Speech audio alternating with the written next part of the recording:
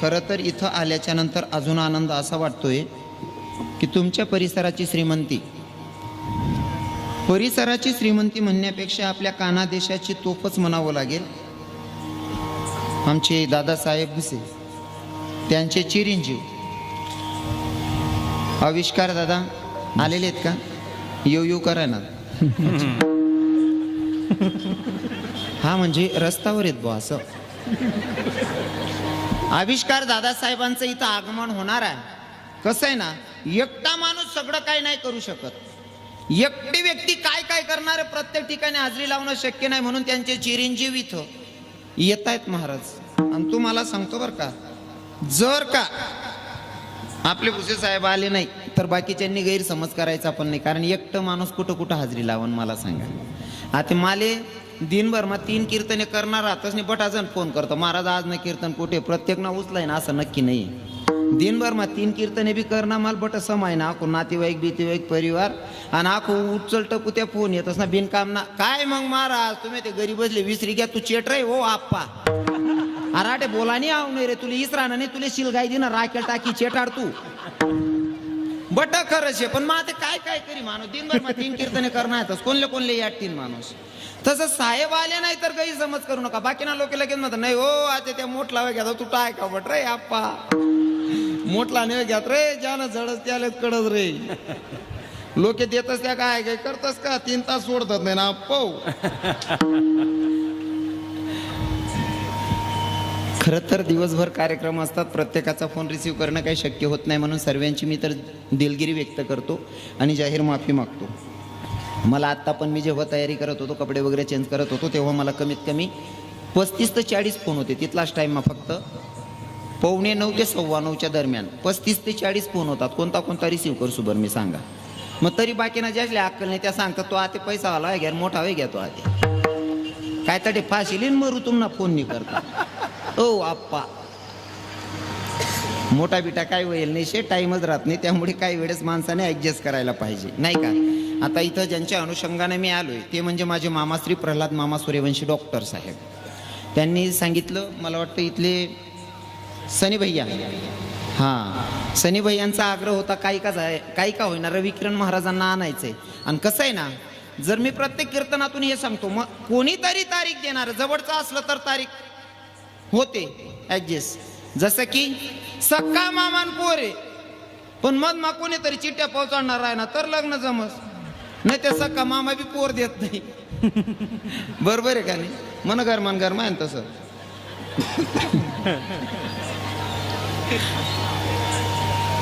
सख्या मामाची मुलगी पर मध्यस्थी कोणीतरी करणार असेल तर लग्न संबंध जोडतो. अहो आपलं जाऊ त्या संसारी लोकांचं. थोडक्यात सांगू का, जगाचा मालक कृष्ण भगवंत आणि त्यांची पत्नी रुक्मिणी आई साहेबांना जर जगाचा मालक पती म्हणून भेटला असेल तर डायरेक्ट नाही तिने भरपूर नामचिंतन केलं आई साहेबांनी. पण सुदेव नावाचे ब्राह्मण मध्ये आले आणि त्यांनी चिठ्ठी पोचवली कन्हैयापर्यंत ते होत कन्हैयाला पार आई साहेबांना म्हणजे रुक्मिणी आई साहेबांना कन्हैया पती म्हणून भेटले. म्हणजे मध्यस्थी कोणीतरी असल्याशिवाय लग्न संबंध जुळत नाही. तसं तुमचं आणि माझं नातं अँड मतलब तुमची सेवा करण्याची संधी मिळाली ती माझे डॉक्टर मामाश्री आणि आमचे सनी भैया यांचा खूप आग्रह होता आणि त्यांच्या आग्रहास्तव इथपर्यंत आलो. आणि सनी भैया तुम्ही मन मामाश्री त्यासल्या लाईशने चांगलं फसाट दिले. आठेनं वातावरण देखील तुम्ही मला निम्मी बी द्यायला नाही शेतच. विठ्ठल विठ्ठल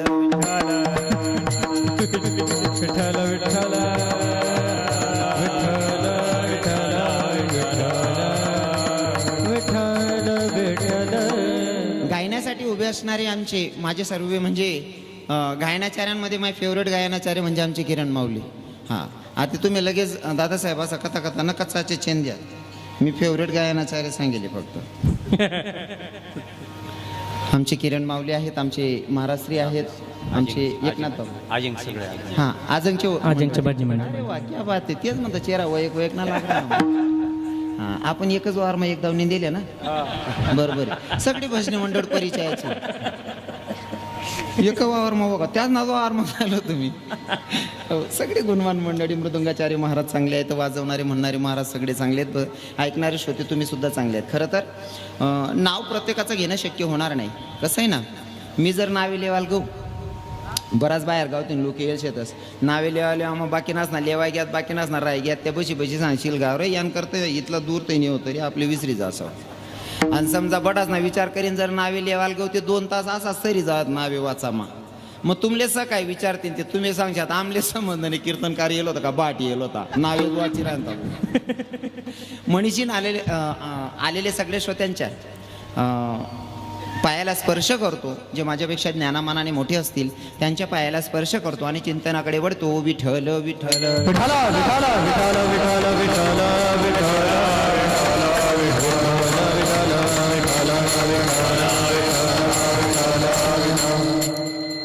अभंग आहे तुकोबारायांचा. कोण तुकोबाराय? ज्यांची 65 लाखाची जहागीर लोकांना दान करावी ती तुकोबाराय. आणि ती तुकोबाराय या अभंगातून सांगताय भैया अशा देवाला शरण जायचंय की त्या भगवंतानं भक्तासाठी किती खालच्या लेव्हलचं काम करायला अजिबात लाजलं नाही पाहिजे. अशा देवाला शरण जायला तुकोबाराय सांगतात. खरं तर आज गणरायांचं आगमन मतलब आज 5वा दिवस आहे ना. कितवा दिवस आहे आज? 5वा दिवस आहे. आज 5वा दिवस आहे. गणरायांचा मुक्काम आहे. 5वा दिवस झालेला. अजून पुढे आपले 5 दिवस आणि 6व्या दिवशी जातील म्हणजे 11व्या दिवशी जे गणपती बाप्पा बसले आहेत ना ते त्यांचा जन्म कसा झालाय कोणाला सांगता येईल का? सर वाढले सांगता येईल पण तू 150 नाही तूच सांग असं म्हणतील लोक बशी बशी. ज्या गणरायांना आपण ज्यांचा आगमन झालेलं आहे आज 5 दिवसापासून बसलेले त्यांचा जन्म कसा झालाय.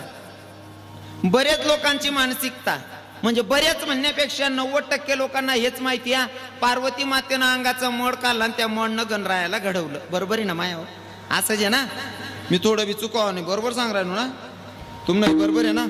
पार्वती माताना अंगणा मय काढीस गणपती बनावा बरोबर आहे ना. म्हणजे पार्वती माता अशी दादावरी सांगतोय नाही का कितला येडापणा शेव. पार्वती मातेचा अंगाचा मड काढून देव घडवला जातो काय. बाकीच्या लोकांना आपण आहे ना चान्स देतो बोलायला. आदिशक्तीचा अवतार आहे.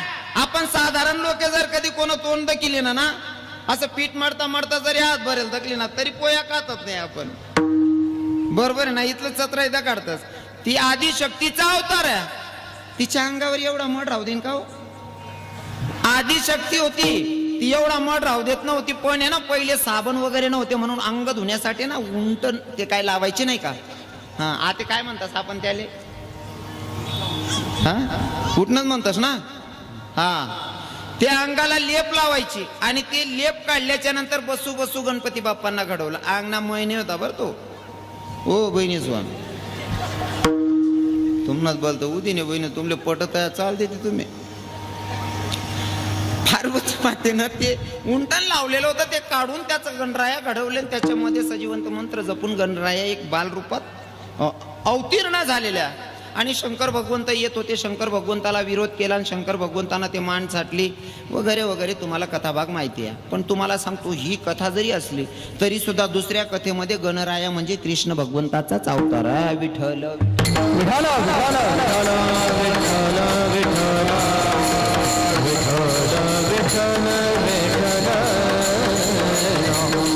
अगर गणराया कन्हैया का रूप है तो भैया आज का दिन भी बहुत खास है. आजचा दिवस पण विशेष आहे.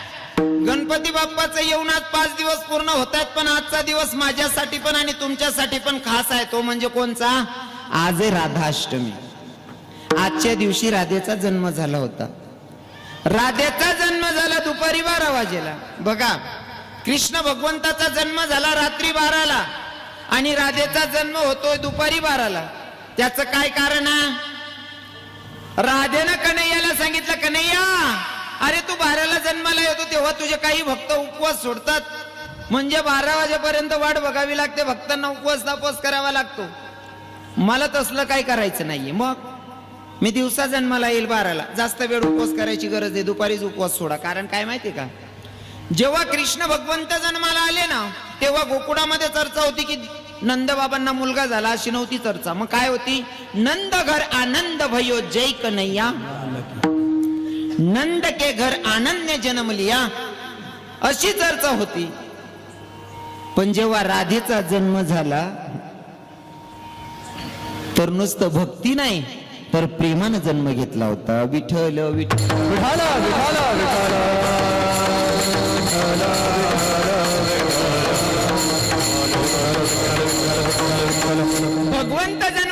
येतो म्हणून आनंद जन्माला आला, पण राधा राणी जन्माला येते तर प्रेमच जन्माला येतं, कारण माझ्या राधेकडे पूर्ण प्रेमच आहे महाराज. हा, राधा म्हणलं म्हणजे समोर डोळ्याच्या पुढे प्रेमच येतं, पण त्या प्रेमाची व्याख्या आपण काही लोकांनी चेंज केली. हा, आपणही प्रेम करतो आणि सांगतो आमनकाने राधा कृष्णासारखं प्रेम आहे, राखेल टाकीचील गायली आणि बट आपटिके का तीन लगीन होय ना का मग आव सांगत पाखरा आजाद केले तुला. अरे तिनं पहिलं ठरेल होतं रे आप्पा, अरे तिला खर्च टाया होता नाही त्यामुळे तुला पागले तरी ठेल होतं रे तिने. इथला पाहणं सुरू ना सांगे पिरी कधी आयुष्यभर. प्रेमाची व्याख्या बदलून टाकली आपण लोकांनी. खरं प्रेम कोणाला म्हणावं? आपल्याला दिसल्याच्या नंतर आपण लगेच प्रेमात पडतो. याला प्रेम नाही म्हणत, याला वासना म्हणतात महाराज. विठ्ठल विठ्ठल विठ्ठल विठ्ठल विठ्ठल विठ्ठल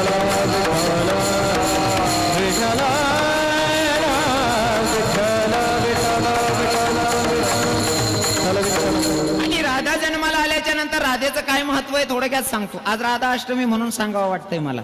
राधेचा जन्म का सांगावा वाटतो? राधा काय या राधाचं जरी नाव घेतलं ना तरी भगवंताला आनंद होतो. तुम्ही म्हणसान कस काय? फॉर एक्झाम्पल, एका बाईकडे दुसरी बाई ताक मागायला गेली. ताक मागायला गेली पण ती बाई नेमकं घर सारी राहते तवे सारा न पडे घर असले. आता तर स्टाईल वगैरे बसाडा घे त्यामुळे काय नाही. बाकीने पुरुषले ते याद बी पडी घ्या घर सारा ना रासा असं. रस्त्यावर अंगण माका शेण पडेल ना, मम्मी ते उचल ग बाई. हो बहीण तुन मम्मीनं बटा अंग भरेल राय हात भरेल नकेच मा शेण राह त्या भाकरी काय तू आई उचल. बहीण कधी कर राय ओ काकू. विठ्ठल विठ्ठल विठ्ठल विठ्ठल विठ्ठल. बाई घर सारत होती पण तिचा 1.5-2 वर्षाचा मुलगा होता. मुलगा पण तो घरामातीमध्ये खेळत होता. पण नेमकं तो पोऱ्याला सर्दी झालेली, त्यानं नाक बी वाय राहील तर त्यांना काही शी बी वाय जायला होती. डुंगण बी भरेल, हात बी बटा गाराना भरेल. एक बहीण ताक मागालू नी आणि ती सारणारी बाईल म्हणे ओ बहीण म्हणे काय म्हणे तुन घर ताक शे का म्हणे. ती हा म्हणेन का नाही म्हणेन. तिथला माय बहीण त्या पोऱ्यावर ध्यान चालणे गे. ती सारणारी म्हणे का भाऊ तुला लाज वाटत का म्हणे. काय पोऱ्या गंदा आहे माय म्हणे बटा नाक मासे बोड बटा डुंगण भरेल म्हणे. त्यानं म्हणे आत्या कसान करता येलो त्यात म्हणे ताक मागाले. ताक नाही घर जा म्हणे. घर काढ दिन. दुसरी बाई उनी पोरी काय आत्या ताक शेव होईन. हाव पोऱ्यांकडे ध्यान गई. पोऱ्याला पटकन उचलेली ना पोऱ्यानं नागपुशी टाक पाणी काय दोय टाक डुंगण दोय टाकन. मग ती सारणारी बाहेर सांगे त्या पोऱ्यान मायले का हो म्हणे तुला लाज वाटस का. लोक डोकं पोडी पोडी मागतात. देव देत नाही म्हणे तुले सोनानी मूस देले का हो म्हणे. आई पोऱ्याला तुला अंगतून दोता येत नाही तुला लाज वाटायला पाहिजे बिगर लाज नेले. इथलं बोलली ना धरली नी. मग ती बाई विचारस आत्या कसान करता येईल काय नाही बहीण म्हणे लोटाभर मालकान ताक लागावं होतं म्हणे. आत्या लोटाभर कसाले बोगणी भरेल की बोगणीत लय जा म्हणे. कशाचा परिणाम आहे? बाई स्वतःचा अपमान सहन करू शकते पण लेकराचा नाही.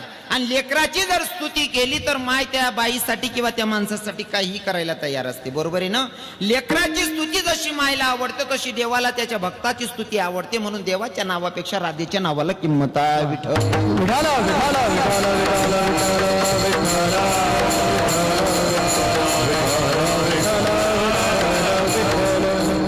राधा नाम की क्या ताकत है पता है आपको?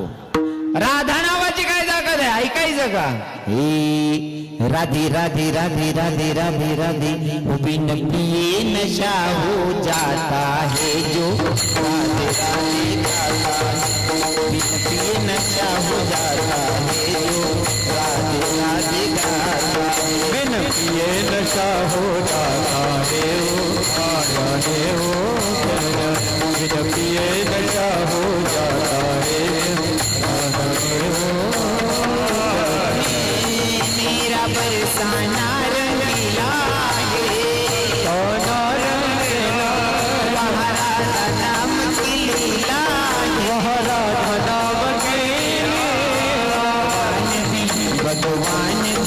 भगवान भी चरण दबाता है जो. राधे राधे गाता है भगवान भी चरण दबाता है जो. राधे राधे गाता है भगवान चरण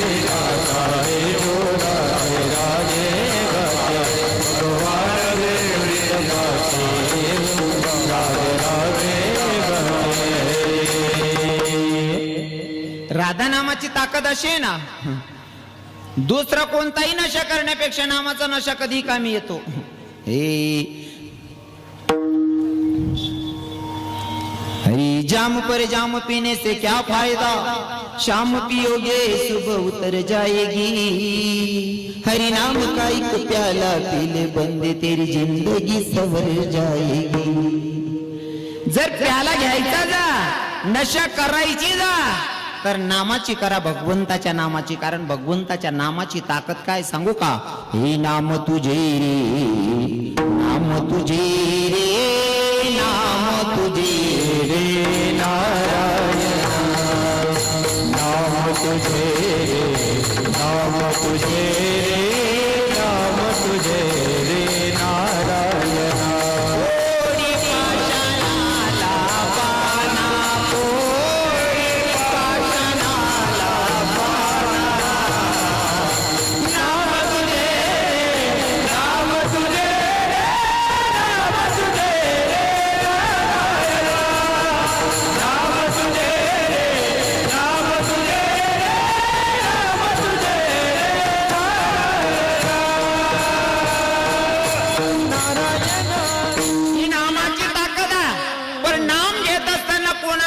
हे पण महत्वाचं आहे. आणि या भंगातून तुकोबाराय तेच सांगतात, भैया भगवंताला शरण गेलं पाहिजे, पण कोणत्या देवाला शरण गेलं पाहिजे याला पर किंमत आहे.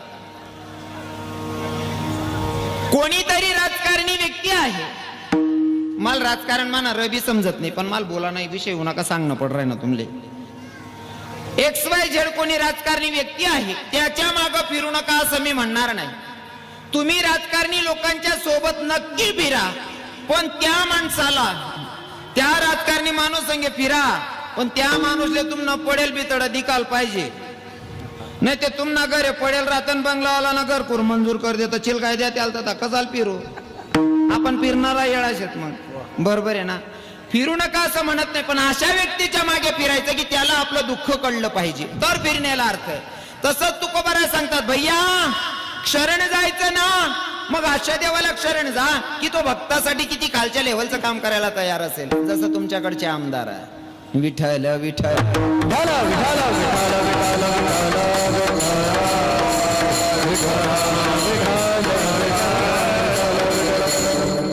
मी ऐकलेलं आहे. अजून आमचं आहे ना, परवाच्या दिवशी लाईव्ह भेट झाली, पण ती पण खूप घाई. परवा कीर्तन होतं मामाश्री, तुम्हाला माहिती आहे काय गाव होतं ते? हां, सौंदाण्याला कीर्तन होतं, तिथं साहेब आलेले होते. फक्त 1-2 मिनिटाचा सत्कार वगैरे केला आणि साहेब चालले गेले.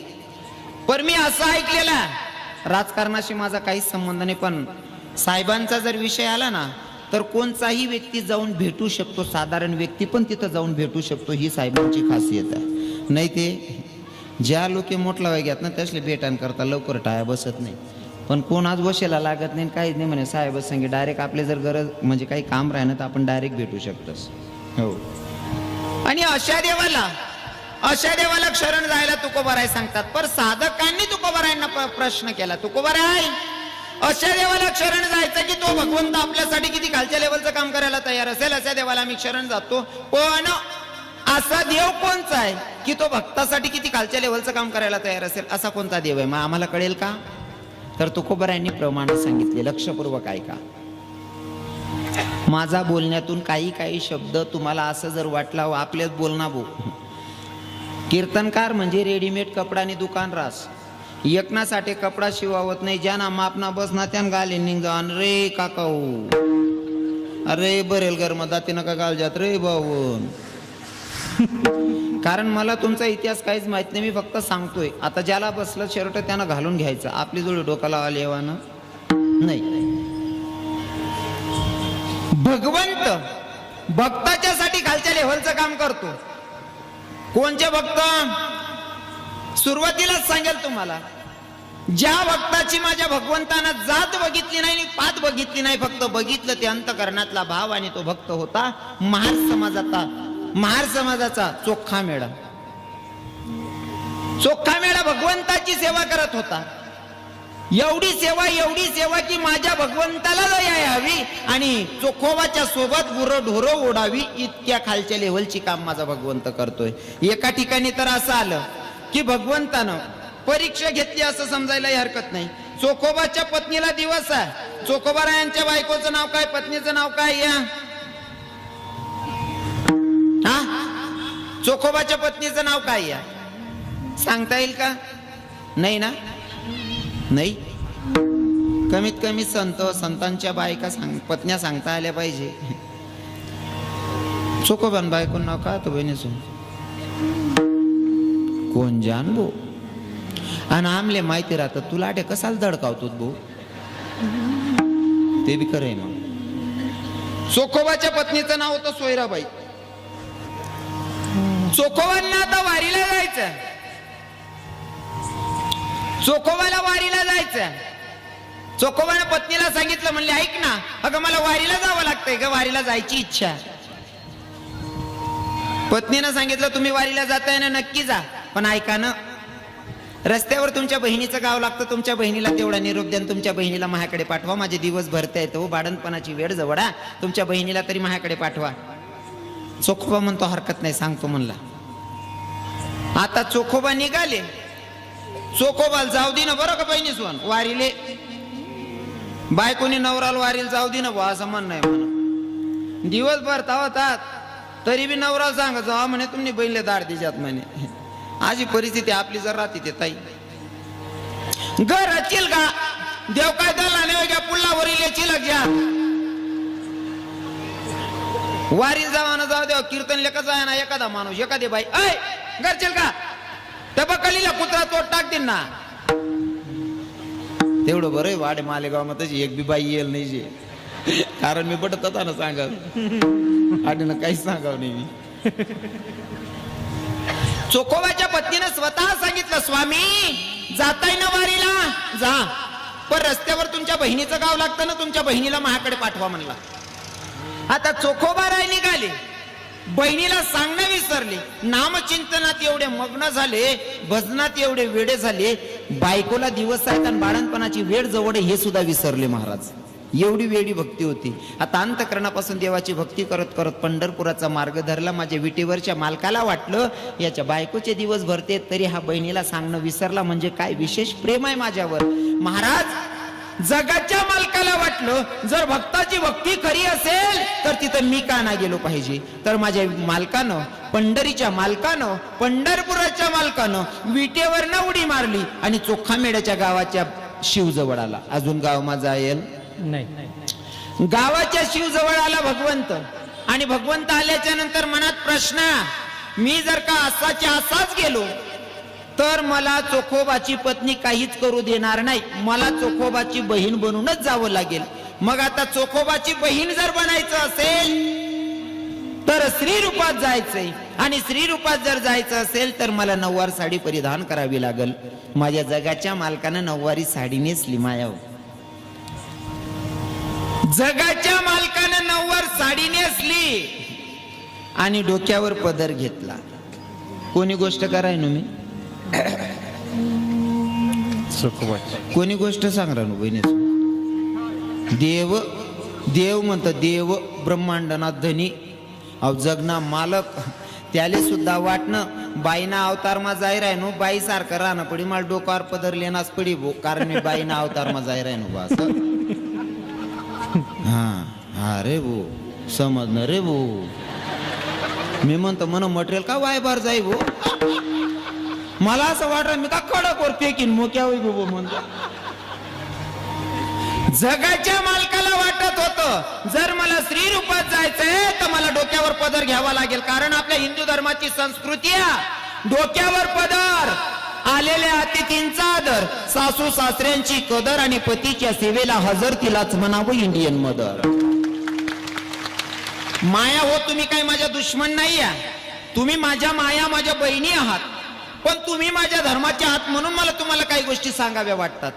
हा, कारण आमच्या संतांची शिकवण आहे, बुडत हे जन न देखवे डोळा येतो कडवडा म्हणून. तुम्ही माझ्या धर्माचे आहात म्हणून मी तुम्हाला बोलतोय. आणि खरं सांगू का, घर म्हणा काही चूक राहिली ना, घर म्हणाशनीच दाबी लिहो, बाहेर नाही तिने आपल्याशी काढते नाही, इथला काय शहाणपणा करू देऊ नये कोणले. बरोबर आहे की मी घर नाही, मी काना देश ना पोऱ्या म्हणे ना अक्का त्यांनी सांगते बहिणी सोन डोकार पदर सल लिहिलेत जा तुम्ही. काय माहितीये का, डोकार जर पदर राहिना ना तुमना डोकावर ना पदर, या असं बसल टोपीवाला बाबा आहेत ना, याशनी जर देखील ना तुम्हाला काहीच माहिती नाही राहिना, पण तुम्ही जर या बाबा असले देखील डोकावर पदरली ना डोकावर ना पदर देखील या बाबा आहे ना, तुमना बापनी करोड रुपयांनी इज्जत वाढाई जातस. तुम्ही घर मान्यासान साडी कितला आणि राज बहिणी स्वन घर मान्यासान साडी उजी वेगे 400-500 600 रुपयांनी हिशोब बसायला पाहिजे, म्हणजे 600 रुपयांनी साडी, 600 रुपयांनी सहावार साडी, सहावार साडी 600 रुपयांनी, म्हणजे 1 मीटर कितला पड राय ना 100 रुपयाले. पदर कितला मीटर ना आहे 1 मीटर ना. तो 1 मीटर ना पदर जर डोकावर राहिला ना तर आपला बापनी करोड रुपयांनी इज्जत वाढावत बहिणी सोन मनीषन डोकावर पदर लिहिले बर का. पदर लिहेल मा इथलं वजन वाढस ना, काय फरक पडस पदर लिहा काही नुकसान होस का माया सोन तुम्ही. चला बुवा पदर महाराज आम्ही पदर लिहितो, पण नेमका असं पेपरले बातमी वाची पदर लेता लेता मालेगावना स्टँडवर 17 बाया मरी घ्यात महाराज, असं काय आहे? मग बरं मराल ब्यातीच होती मनीषीन लेवात नाही पदर, मग ठीक शेवा असं देखील ऐकेल शे का कुठे. अजिबात वाईट नजरेनं बघायचं नाही, चुकीचा ठरवू नका. तुमचा भाऊ बोलतोय, तुमचा मुलगा बोलतोय असं समजून ऐकायचंय, कारण तुम्ही माझ्या धर्माचे हात म्हणून हक्काने बोलेल. राग येत असेल सगळ्या बहिणींच्या पाया पडतो बरं, बहिणी सोन डोकावर पदर टाकलेत जा, कारण डोकावर पदर आहे ना ही आपली खास करून भारत देशाची, विशेष करून महाराष्ट्रीयने खास करून काना देशाची संस्कृती. डोक्यावरचा पदर नाही पडला पाहिजे.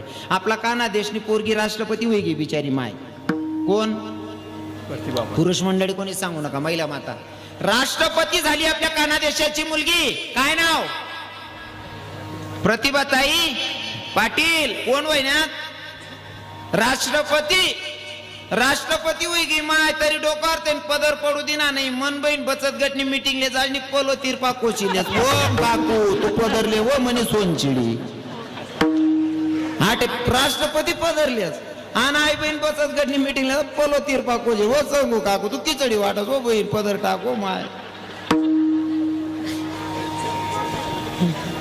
पदराची एवढी खासियत आहे ना, हा डोक्यावर पदर असला की मायबापांची इज्जत वाढते. आणि तुमले सांगू का बाबा लोकांचे बोलता आवडच म्हणा आई बोलेल. डोक्यावर पदर घेऊन जर बाई दिसली ना असं वाटस ना आई माय नका मंदिर बांध टाकू भो. हा डोकावर पदर दिख नका असं वाटस आई माय बहीण नका मंदिर बांध टाकू भो असं वाटस. आणि मीन पदरनी पाहिलं तर का ना मला असं हो बापरे दिल्ली चुरड कधी फेर राहिली भो म्हणशील पदर धड खायली जाऊ बहिणी सोन. बाकी नाही बाया सांगते मग पोरी सांगते महाराज तो सरकी सरकी जास ना खाली त्यावर चुका ठोकीले पण शिरगावाचा तू काय फरक पडणार आंदोल पदरले आम्हा. पहिले काय मर्यादा होती महाराज. या असा टोपीवाला बाबाला जर पहिल्या बाया देखील येत ना वावर माही येता येता डोकावर जरी वजर आहे ना तरी सुद्धा तोंड तिरप करीन उभे राहत नाही. मा एवढा मोठा माणूस इरा ना त्या माणूसा समोर चाली होती. तो माणूस काय सांगे पोरले वयनशे का नाही रे कुठे ना माहेर शे राय पूर्ण म्हणशीन बाया माणूस निघी जाय तो लोक असं तिरप तोंड करीन उभे राह. तो माणूस निघ्या का तो मन माया जाय. बरोबर आहे ना माया सोन बरोबर आहे ना. आते म्हणजे तो माणूस वयकना नाही पायकना नाही फक्त गावमान असे एवढी मर्यादा तो माणूस निघी जाऊ देणं पडीन भाऊ. वयकना बी नाही शे फक्त गावमाना वहीन या हिसाबतीन मान सन्मान होता. आता कसं काय वातावरण आहे काका. पहिले गावमाना म्हाताराला देखील बी मन माय तिरपार तोंड करी उभं राह. पहिले त्या म्हाताराला निघ जाऊ दे माय म्हातारा नावटी दिन असं वातावरण होतं. आता कसं काय आता गावमाना नाही हो सगळा सासराना सुद्धा छातीने बिल्ल मोठ टाकाल करस मन बाई. हा बेकार परिस्थिती विजायला शहाती. पहिल्या बाया गावमा घुसान टाइमले पायमाना चप्पला आत्मा धरली आहेत. पहिला बोलता नेम बारी होता तो दर्जामा घुसतात बाया पायमाना चप्पला आत्मा धरली आहेत. आते चप्पल घालाशिवाय रांधता येत नाही बिचारीसली. एक बहिणी मला फोन करा म्हणे महाराज तुम्ही बोलतो बारीक बारीक सांगतो म्हणतो बहीण मी जर म्हणा नियम सांगत पटणं दिले नाही पटणं ते म्हण मला वापस देते ताई म्हणतं नाही म्हणे महाराज त्या पहिल्या बाया शिकेल नाही होत्या अशिक्षित होत्या तिशी नियम पाया होते ना आम्ही शिकेलेत म्हणे. म्हणतो बरं आहे बाई जर चप्पल घालीन राहणं बिगर पदर राहणं याले जर सुशिक्षित म्हणस होय ना बाई अजून तू पुरी सुशिक्षित नाही व्हायले म्हणतं. मग म्हणे महाराज म्हणतं तू ये ना बहीण पायमा गाला ना बूट राहता ना त्यास मग वरण लिहिन पिशी ना तवय म्हणसू मन बहीण पुरी शिकी गई आते चप्पल घाली राहणं याला सुशिक्षित म्हणतस का. बानट सुरत नाही विठ्ठल विठ्ठल विठ्ठल विठ्ठल विठ्ठल विठ्ठल विठ्ठल नको लग्नेच मग जाते ना त्या बाया तताने बाया बहिणीसून तुम्ही बट्या नेममा राहते कोण बरेल घर मग जाती घाली म्हणा अजून जेवण बी राहायचे.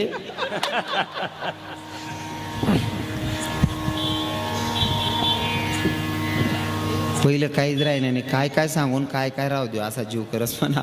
आता त्या साड्या सुड्यास ना ते बोलतं बारीशे, पण आता बाईशने आको एक वस्त्र नवीन आणले काका.